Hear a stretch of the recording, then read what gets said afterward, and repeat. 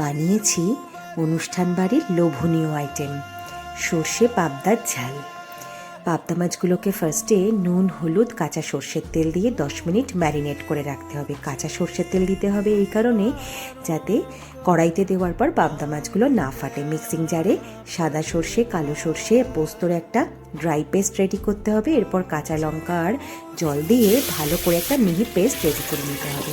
এরপর কড়াইতে সর্ষের তেল দিয়ে মাছগুলোকে হালকা ফ্রাই করে নিতে হবে। এবার ওই তেলেই শুকনো লঙ্কা, কালো জিরে দিয়ে একে একে মিহি পেস্ট, লঙ্কা গুঁড়ো, হলুদ গুঁড়ো, জিরে গুঁড়ো দিয়ে কষিয়ে নিতে হবে মশলাটাকে। তেল ছেড়ে গেলে নুন, চিনি আর গরম জল দিয়ে ঝোলটাকে ফুটতে দিতে হবে। ঝোল ফুটে গেলে মাছগুলোকে একটু দিতে হবে সেদ্ধ হওয়ার জন্য 10 মিনিট। এরপর কাঁচা লঙ্কা আর ধনেপাতা কুচি দিয়ে গার্নিশ করে দিতে হবে। ব্যাস রেডি আমাদের সর্ষে পাবদার ঝাল। গরম ভাতে অসাধারণ লাগবে খেতে।